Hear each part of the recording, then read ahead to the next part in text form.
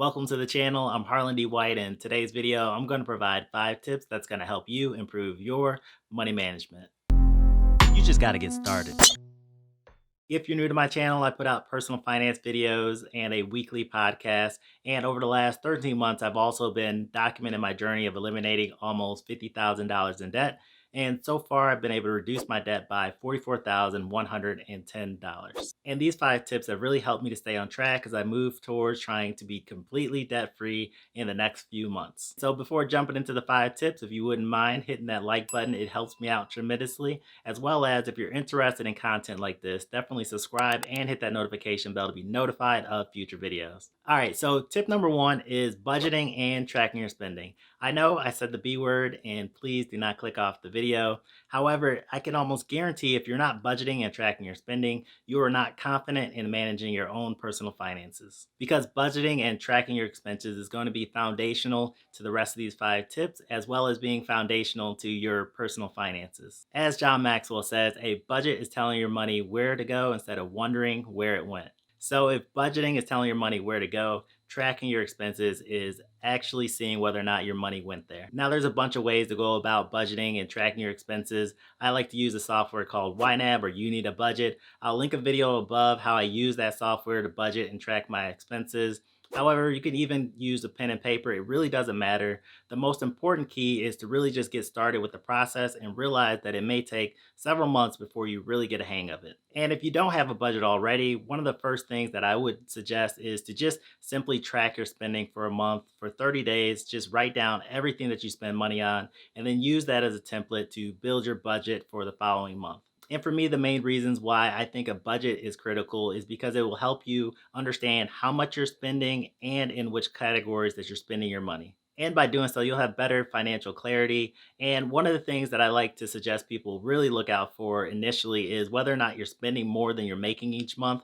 Because if so, that's an area that you can spend time on focusing and correcting right away. All right, and tip number 2 is to build out an emergency fund. Now, most people know what an emergency fund is, just like most people know what a budget is, but we don't always have one in place. Now, the purpose of an emergency fund is to provide peace of mind in case some unexpected expense happens to pop up. So if you don't have an emergency fund, $1,000 may be a good place to start. However, we all know that $1,000 can go very quickly. So ultimately, it's a personal decision on how much you decide that your emergency fund should be. But some of the considerations that you should take in mind are, what if I lose my job? What if I have unexpected travel because someone gets sick or dies? What if my furnace goes out if I own a home? Things like this, you should definitely think about and then decide what that right emergency fund number should be for you. Now, personally, I don't have a very large emergency fund currently. However, that's one of the first things I do plan on doing once I become completely debt free. All right, and tip number 3 is maintaining account buffers as well as setting account alerts. Now, again, this is one of those things that I used to think would be a great idea because I can't tell you how many times that I have gone negative in my account because something came out that was really unexpected. Many times it was just as simple as my significant other making a purchase at a store or myself making a purchase at a store and us not communicating. And as a result, a bill comes out and puts us negative. And so having an account buffer and setting alerts can help with this issue. And in fact, before you get to that $1,000 emergency fund, that your account buffer could maybe act as a mini emergency fund. The way that I like to set it up right now is that I have an extra $100 in each of my checking accounts as my account buffer. And although I feel as though there's a very low likelihood of me overdrawing my accounts at this point because of the amount of attention I pay to them, I do still feel more comfortable having that account buffer in place. Additionally, whatever cash that I have in my wallet, I consider that as a part of my buffer because I really don't like paying for things in cash. And so I just have it on hand in case of emergencies. And lastly, this rule also applies with credit cards. Right now, I put most of my purchases on a 1.5% cashback credit card.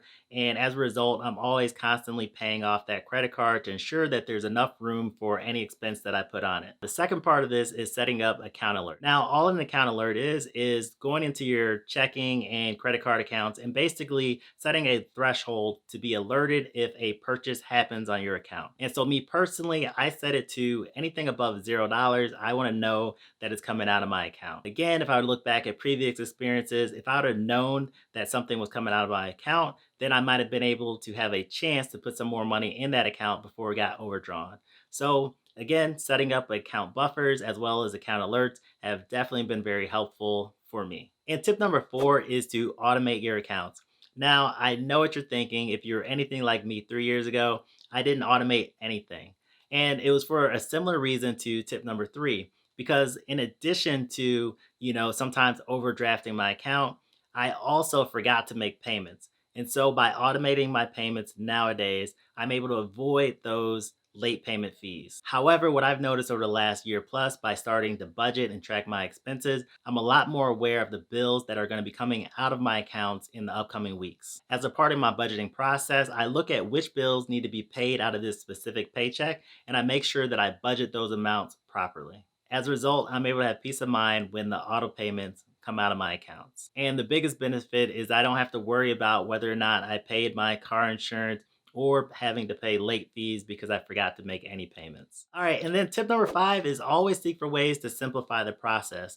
Another way to put it is to look for continuous improvement opportunities. Because when it comes to managing personal finances, it's just that it's very personal. So you got to find out what really works for you. However, what I would recommend is to, again, just get started in this whole process of trying to do better with your finances and then looking for ways to improve upon how you're managing them. And as an example of a continuous improvement area that I've focused on this year is the changing of my budget categories. You can see that in this video right up here. Another example is that I pared down how many different brokerage accounts that I have. And so some of the ones that I really didn't use that often, I pulled the money out and moved them to other accounts so that I can streamline how many different accounts that I have. And the last example that I'll give is that I did a video last month on a software called Kubera. You can see it in this link above.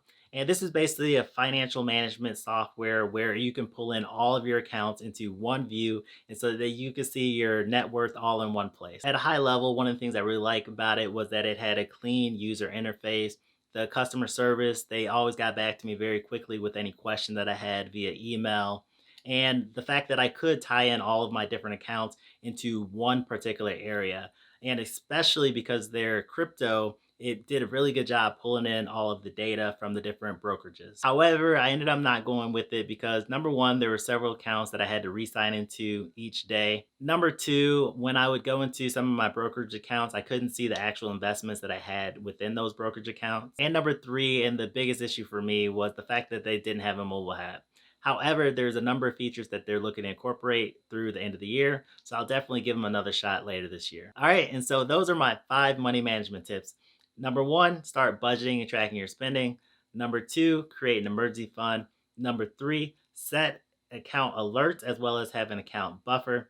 Number 4, automate your payments. And number 5 is to focus on continuous improvement, realizing that it's not going to be perfect the first time around, but just continue with it and then adapt and make smaller changes that work more better for you.